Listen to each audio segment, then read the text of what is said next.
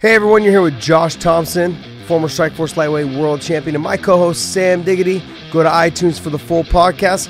Also hit that subscribe button to be notified for new content. Khabib posts a picture of him choking Conor and said you'll have to live with this shame for the rest of your life. And then Nate writes a tweet back, says, I slapped you in your head. You and your team didn't do shit. Live with that, or you mind your own business, you pussy, or whatever. It's just, I think it's great, man.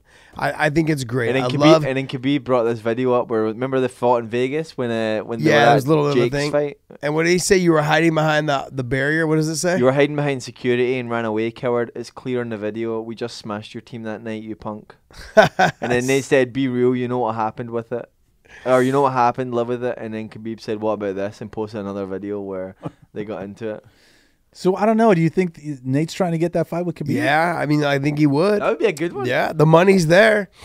I think Nate is only looking. He would rather go in there and lose to somebody and make millions than fight someone and not make anything and like still have a fight. As he should, though. I think it's it's a great way great, to think man. about it. I think it's great. He's only looking for the big fights. Yeah, you might as well lose to one of the best, as you know, and make more money doing that than the other way around. I feel the. But do you think they'll make that fight? I guess it's like I think 100% Dana would make that fight. If that fight was on the table, 100% Dana would make that fight. And Khabib, I think, would take that fight 100%. Because it is the money fight, and not that money is a big deal to him. I'm just simply saying that I could see him doing it. I could see him wanting, because there's a history there. It's marketable. I could see Khabib taking that fight just to do it. But does that make Conor want to fight more? Because let's say, does that hurt the Nate Diaz-Conor trilogy fight? Let's say Khabib and Nate fight. Khabib handles them, hypothetically. Let's say he handles them decisively. He handled both then? That means he handled both, so the I know, but fight doesn't matter. I know, but what I'm saying is, does that make it harder to sell Conor to Nate? Because if Nate gets mopped up by Khabib, I'm just being hypothetical here. If he does that, now you have Nate coming off a loss to Khabib. If who gets mopped Conor by coming Nate? off a loss to Khabib?